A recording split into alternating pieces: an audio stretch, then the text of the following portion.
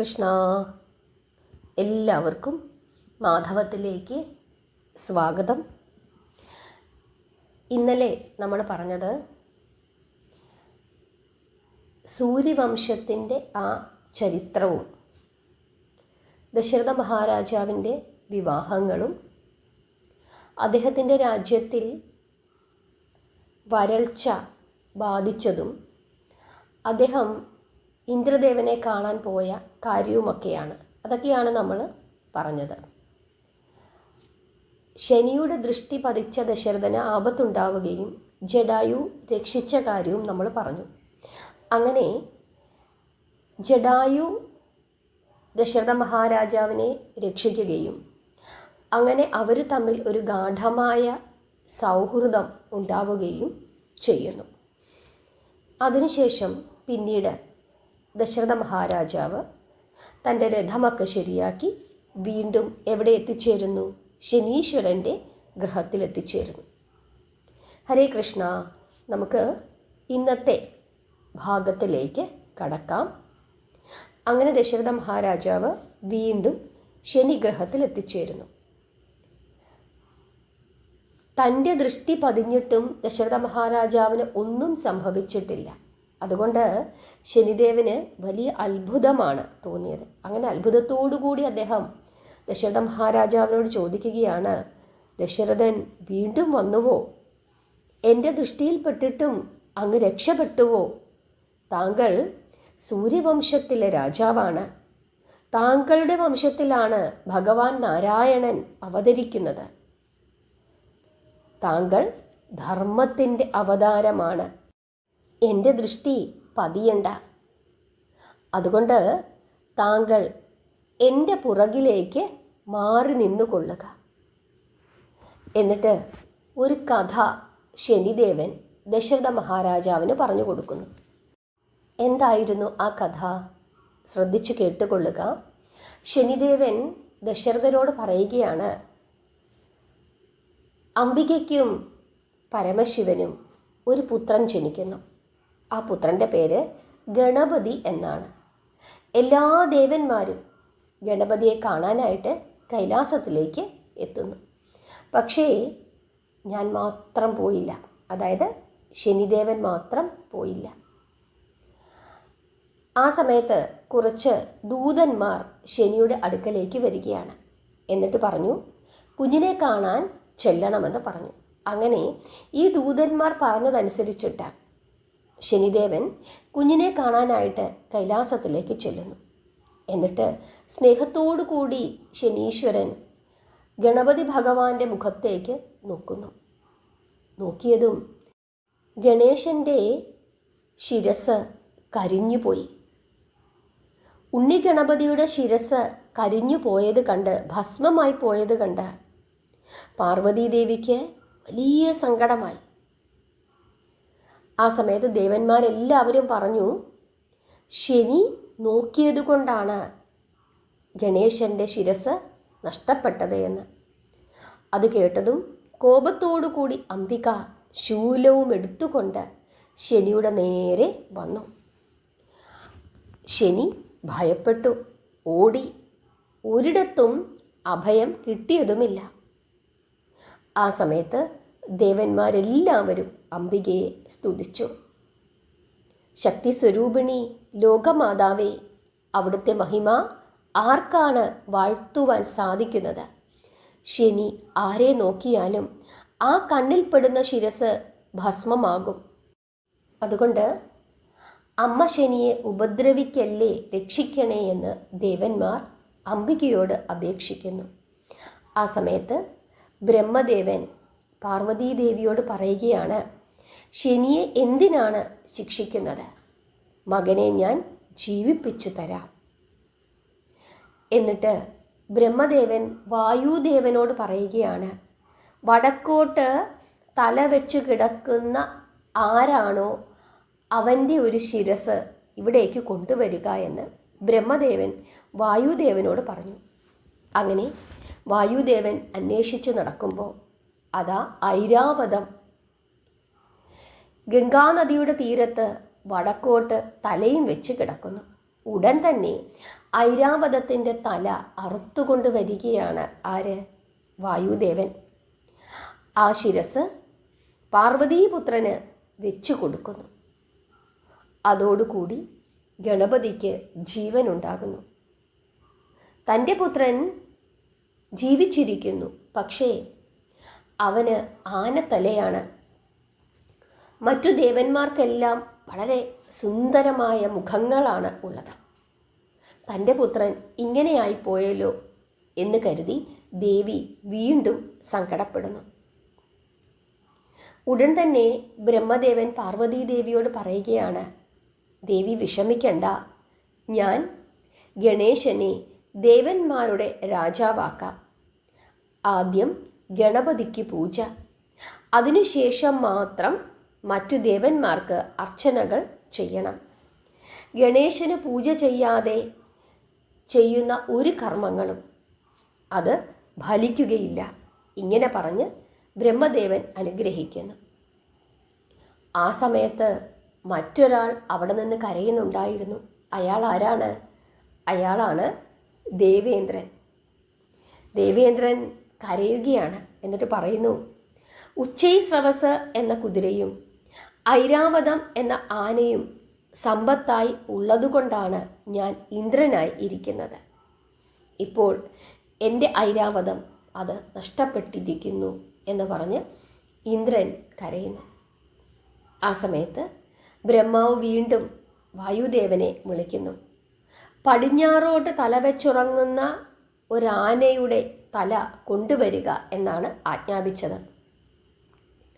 അങ്ങനെ വായുദേവൻ അന്വേഷിച്ചു നടക്കുമ്പോൾ ശ്വേതൻ എന്ന ഒരാന പടിഞ്ഞാറോട്ട് തലവെച്ച് കിടന്നുറങ്ങുന്നു. ഉടൻ തന്നെ വായുദേവൻ ആ ശ്വേതൻ എന്ന ആനയുടെ ശിരസ് അറുത്തുകൊണ്ടുവരികയും അത് ഐരാവതത്തിന് വെച്ചു കൊടുക്കുകയും ചെയ്യുന്നു. അതോടുകൂടി ഐരാവതം ജീവിക്കുന്നു. പിന്നീട് ഐരാവതം എവിടേക്ക് പോകുന്നു? അമരാവതിയിലേക്ക് പോകുന്നു.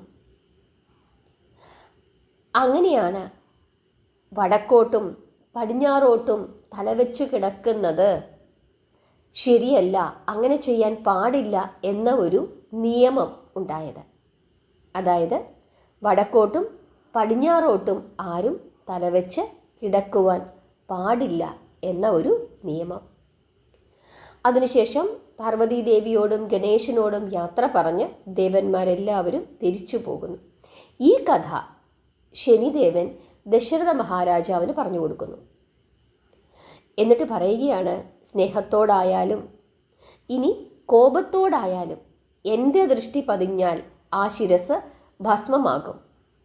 മനുഷ്യനായ ദശരഥ, അവിടുന്ന് വീണ്ടും വീണ്ടും എൻ്റെ അടുത്തേക്കാണല്ലോ വന്നിരിക്കുന്നത്. ഞാൻ സൂര്യപുത്രനാണ്. ദശരഥ, നീ സൂര്യവംശക്കാരനുമാണ്. നാം രണ്ടുപേരും ഒരേ വംശക്കാരാണ്. എന്തിനാണ് അവിടുന്ന് വന്നത്? വരം ചോദിച്ചു കൊള്ളുക എന്ന് ശനിദേവൻ ദശരഥനോട് പറയുന്നു. ദശരഥൻ പറയുകയാണ്, രോഹിണിയിൽ അങ്ങയുടെ ദൃഷ്ടി പതിഞ്ഞിട്ടുള്ളതിനാൽ എൻ്റെ രാജ്യത്തിൽ മഴ പെയ്യുന്നില്ല. എൻ്റെ രാജ്യത്തിൽ മഴ പെയ്യണം, അവിടുന്ന് അനുഗ്രഹിക്കണമെന്ന് ദശരഥൻ ആവശ്യപ്പെടുന്നു. ഇന്നു തന്നെ ഞാൻ രോഹിണിയിൽ നിന്ന് മാറിക്കൊള്ളാം, വൈകാതെ പൊയ്ക്കൊള്ളുക, മഴ പെയ്യുക തന്നെ ചെയ്യും എന്ന് ശനി ദശരഥനെ അനുഗ്രഹിക്കുന്നു. അതോടുകൂടി സന്തുഷ്ടനായ ദശരഥ മഹാരാജാവ് ഇന്ദ്രൻ്റെ അടുക്കലേക്ക് വരുന്നു. ഇന്ദ്രൻ ദേവന്മാരോടൊത്ത് സഭയിലിരിക്കുന്ന സമയമായിരുന്നു അപ്പോൾ. ശനിയെ പ്രസാദിപ്പിച്ച കഥ ദശരഥൻ വിസ്തരിച്ചു തന്നെ പറഞ്ഞു. അത് കേട്ടപ്പോൾ ഇന്ദ്രൻ പറയുകയാണ്, ഇപ്പോൾ തന്നെ മഴ പെയ്യും, അതിവൃഷ്ടി ഉണ്ടാവുകയില്ല. യഥാകാലം അങ്ങയുടെ രാജ്യത്തിന് വേണ്ട ജലം ഞാൻ നൽകാം എന്ന് പറഞ്ഞ് ഇന്ദ്രനും അനുഗ്രഹിക്കുന്നു. അതോടുകൂടി രാജാവ് സ്വർഗത്തു നിന്നും തിരിച്ച് അയോധ്യയിൽ എത്തിച്ചേരുന്നു. ഹരേ കൃഷ്ണ. ഇങ്ങനെയൊരു കഥ വാൽമീകി രാമായണത്തിലും കൃത്തിവാസ രാമായണത്തിലുമുണ്ട്. നിങ്ങളിൽ പലരും ഗണേശ ഭഗവാന്റെ കഥ കോപത്തോടുകൂടി ശിവനാണ് ഗണേശൻ്റെ തല അറുത്തത് എന്നൊക്കെ കേട്ടിട്ടുണ്ടാവും. ഞാനും അങ്ങനെ ഒരു കഥ കേട്ടിട്ടുണ്ട്. പക്ഷെ രാമായണത്തിൽ, അതായത് വാൽമീകി രാമായണത്തിൽ, കൃത്തിവാസ രാമായണത്തിലുമൊക്കെ ഇതേ രീതിയിലാണ് എഴുതിയിരിക്കുന്നത്. ആ കഥ ഞാനിപ്പോൾ നിങ്ങളോട് പറഞ്ഞു എന്ന് മാത്രമേ ഉള്ളൂ. ഈ രണ്ട് കഥകളും ഞാൻ കേട്ടിട്ടുണ്ട്. രാമായണത്തിൽ ഈ വിധത്തിൽ എഴുതിയിരിക്കുന്നു. നിങ്ങൾക്ക് ഇന്നത്തെ ഈ ഭാഗം ഇഷ്ടപ്പെട്ടു എന്ന് വിശ്വസിക്കുന്നു. നാളെ നമുക്ക് ദശരഥൻ മുനിപുത്രനെ വധിച്ച കഥയാണ് പറയാനായിട്ട് പോകുന്നത്. ദശരഥന് ശാപം ലഭിക്കുന്ന കഥ. ആ കഥ കേൾക്കാനായി എല്ലാവരും കാത്തിരിക്കണം. ഇന്നത്തെ ഈ ഭാഗം നിങ്ങൾക്ക് എല്ലാവർക്കും ഇഷ്ടപ്പെട്ടു എന്ന് വിശ്വസിക്കുന്നു. നമുക്ക് നമ്മുടെ ഹിന്ദുമതത്തിൽ ധാരാളം പുസ്തകങ്ങളുണ്ട് അല്ലേ? അതുതന്നെ ഓരോ മഹർഷിമാർ എഴുതിയിട്ടുള്ളതാണ്. അതുകൊണ്ടാണ് പല കഥകൾക്കും പല സമയത്തും ചെറിയ ചെറിയ വ്യത്യാസങ്ങൾ ഉണ്ടാകുന്നത്. ഒരിടത്ത് ശനിയാണ് ഗണപതി ഭഗവാന്റെ തല മുറിച്ചത് എന്ന് പറയുന്നു, മറ്റൊരിടത്ത് ശിവനാണ് മുറിച്ചത് എന്ന് പറയുന്നു.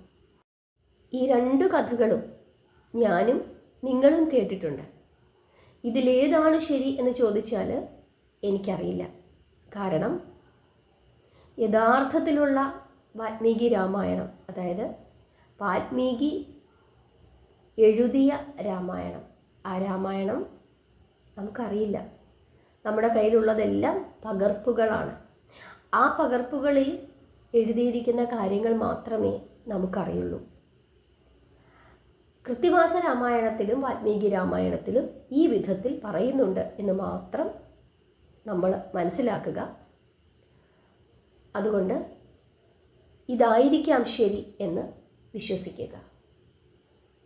എന്തുതന്നെയായാലും പ്രാർത്ഥിക്കുക, നാമം ജപിക്കുക. കിടന്നുറങ്ങുന്ന സമയത്ത് നമ്മൾ ഈ ഒരു കാര്യം ഓർമ്മിക്കുക. എന്താണ്? വേണം കിഴക്കോട്ട്, വേണ്ട വടക്കോട്ട്, വേണമെങ്കിലാകാം തെക്കോട്ട്, പാടില്ല പടിഞ്ഞാട്ട്. ഈ ഒരു ശ്ലോകം, ഇതൊരു ശ്ലോകമെന്നൊന്നും പറയാൻ പറ്റില്ല, പണ്ട് അമ്മമ്മമാരൊക്കെ പറഞ്ഞു തരുന്നതാണ് അല്ലേ? അത് ഓർമ്മിച്ച് വെച്ചുകൊള്ളുക, കുട്ടികൾക്ക് പറഞ്ഞു കൊടുക്കുക. വേണം കിഴക്കോട്ട്, കിഴക്കോട്ട് മാത്രമാണ് ശരിയായ രീതി തലവെച്ച് കിടന്നുറങ്ങുന്നതിന്. വേണം കിഴക്കോട്ട്, വേണ്ട വടക്കോട്ട്, വടക്കോട്ട് പാടില്ല. വേണമെങ്കിലാകാം തെക്കോട്ട്, ഇനി ഒരു നിവൃത്തിയില്ലെങ്കിൽ തെക്കോട്ട് വേണമെങ്കിൽ തലവെച്ച് കിടന്നോളൂ, പക്ഷെ ഉത്തമം കിഴക്കോട്ടാണ്. പാടില്ല പടിഞ്ഞാട്ട്, പടിഞ്ഞാട്ട് ഒരു കാരണവശാലും തലവെച്ച് കിടന്നുറങ്ങരുത്. ഇത് രാമായണത്തിലെ ഈ ഭാഗം ഉദ്ധരിച്ചുകൊണ്ട് പറയുന്നതാണ്. ഈ ഒരു ചൊല്ല് എൻ്റെ ചെറുപ്രായത്തിൽ എനിക്ക് എൻ്റെ അമ്മുമ്മ പറഞ്ഞു തന്നിട്ടുള്ളതാണ്. പിന്നീട് രാമായണത്തിലെ ഈ ഭാഗം വായിച്ചപ്പോൾ എൻ്റെ അമ്മുമ്മ പറഞ്ഞു തന്ന ഈ കാര്യം അത് ശരിയാണ് എന്ന് എനിക്ക് ബോധ്യപ്പെടുകയും ചെയ്തു. നമ്മുടെ ബോധ്യത്തിലൂടെയാണല്ലോ നമ്മൾ ഓരോന്നും വിശ്വസിക്കുന്നതും വിശ്വസിക്കാതിരിക്കുന്നതും. ഇന്നത്തെ ഈ ഭാഗം നിങ്ങൾക്ക് എല്ലാവർക്കും ഇഷ്ടപ്പെട്ടു എന്ന് വിശ്വസിക്കുന്നു. നാമം ജപിക്കുക, പ്രാർത്ഥിക്കുക, പുണ്യകർമ്മങ്ങൾ ചെയ്യുക. എല്ലാ ദിവസവും മാധവത്തിൻ്റെ കൂടെ ഇരുന്ന് രാമായണത്തിലെ കഥകൾ കേൾക്കുക. ഹരേ കൃഷ്ണ.